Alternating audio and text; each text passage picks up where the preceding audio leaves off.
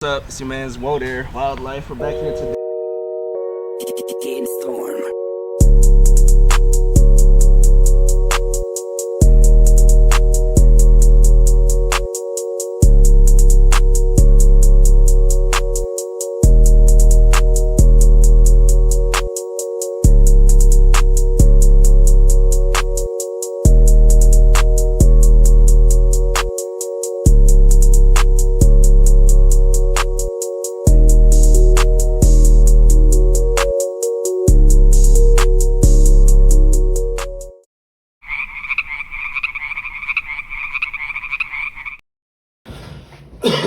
What up, YouTube? It's your boy, Woe there.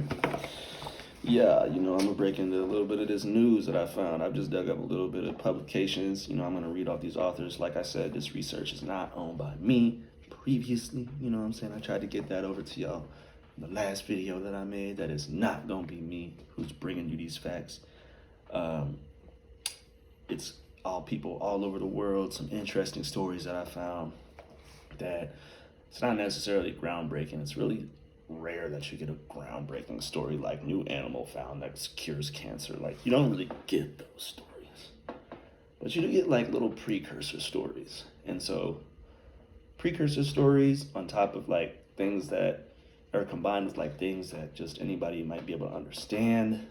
That's what I'm aiming to put out there for y'all. It's some stuff that's interesting on different fronts and at the same time able to captivate somebody who might not have a huge interest in herpetology. The first publication is ionizing radiation in Chernobyl tree frogs, or the Hyla orientalis, in Chernobyl. This publication was published by Pablo Barraco. Man, I'm about to butcher his names. Okay. Clement Carr, Jean-Marc Bosom, and German Orizola.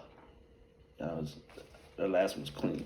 But anywho, so they discovered radiation. Obviously, it's in animals. It's prevalent all over the wildlife in Chernobyl. Many people have seen the documentary, blah, blah, blah. If you ain't seen it before, basically Chernobyl is where this site of radioactive activity has been occurring after a huge experiment gone wrong years and years ago. So Chernobyl is currently used as kind of like a secondary successional or a secondary forest, basically of how a forest is coming back after a large catastrophe, whether it be fire or any kind of environmental perturbant that might kind of make the environment have to reset, or forests grow again and build the ecosystem back up. So Chernobyl is one place that they're really kind of examining, because they're seeing how animals respond to radiation, and plant life responds to radiation, and how all of these things work into basically coming back to a sustainable and healthy ecosystem. So they, using cesium and strontium, actually measured the amount of radioactive isotopes present in the frog's body at ambient temperatures, and also I think they had a set temperature to use. It's kind of like a QC. So the study did have a couple of different bias points, and they kind of discussed this, and that has to do with them using breeding frogs, so frogs that were obviously not juvenile, and frogs that were obviously out at the time of breeding, which is where they could find the most amount of frogs to use. I'm assuming that's why they did that. But they also use frogs that were only at the shore, so frogs that they were only able to locate, around or on the surface level. And as some of you may know, there's frogs all over the world spend some of their time, if not a majority of their time, underground in burrows, hibernating. They were able to find that although the radiation in these frogs was highly variable, it was slightly lower than the frogs that are than other frog species that are located within Chernobyl. So this is, again, becomes another point of research where I feel like people are going to use Chernobyl and a lot of data that gets generated from Chernobyl as something that is going to help us find out different answers about radiation and nuclear aftermaths, and how to solve them, and how to even work with certain physiological responses from these free radicals and isotopes and whatnot that are prevalent in a radioactive environment. So, like I said, just a precursor. You see that one species is able to kind of jump and set itself aside on a certain front. So then that leads another point of why the frog may do that, or what might be more or less susceptible in that frog. Second point would be, and you know what? This is why you should watch this channel. This is why you should get outside.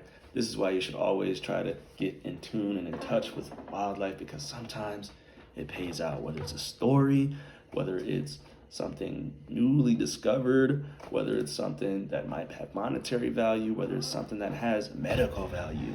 All this stuff is, just one or a couple of reasons why you should be involved, or keep yourself in tune with nature and the world around you and all that. Anywho, I digress.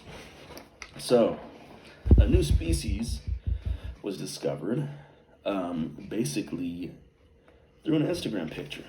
Yeah, so a student out in India decided to take a picture of a snake who he assumed was one of the common members of the snake. Thought nothing of it, went about his day, took his picture, posted it on the gram, got the likes, got the swag. And next thing he came to find out, someone had contacted him about this picture and said, hey, do you think you could find this snake for me again? So he said, yeah. And him and another guy they find the snake.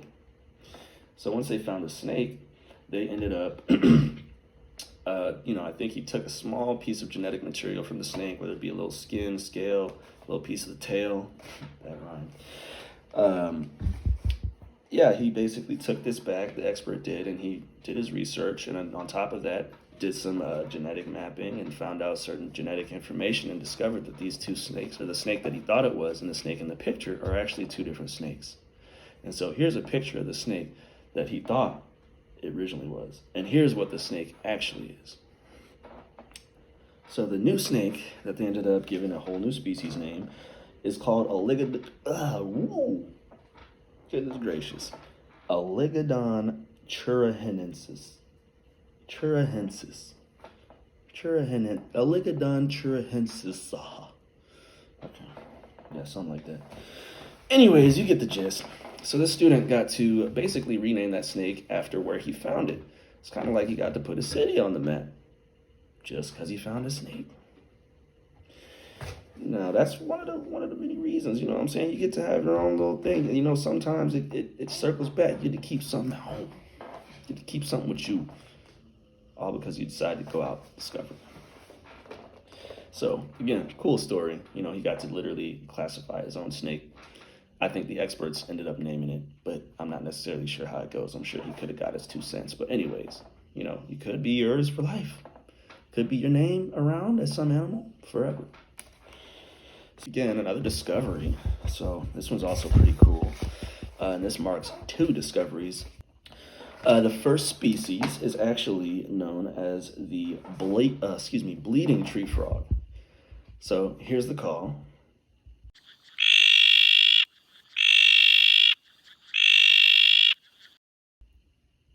Oh, what'd you think? Annoying as shit? Annoying as fuck? Well, here's what this one is. The second one. Let's take this one too.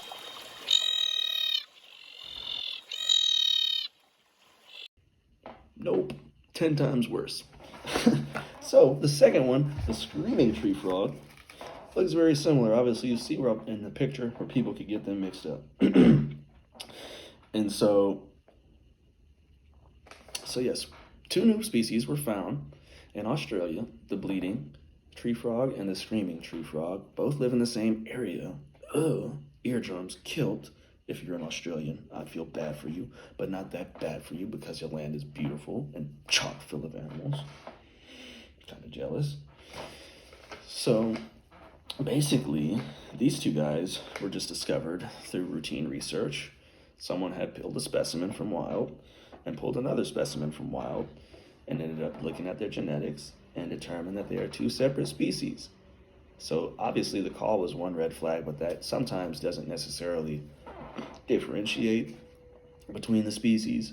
So you look at, for example, the great tree frog has many subspecies, as well as just some locale oriented calls. So depending on where you are, they might sound a little bit different. So variation isn't necessarily quite a place where you can draw the line in terms of species. With vocalization, variation isn't where you can say, hey, this is that and this is that. Kind of got to mix it up a little bit. And you can even see that a little bit better with birds. So, all right. Those are the 3 stories that I got today. I hope you guys enjoyed. As always, like, subscribe, and don't be afraid to share either. Yeah, don't be afraid to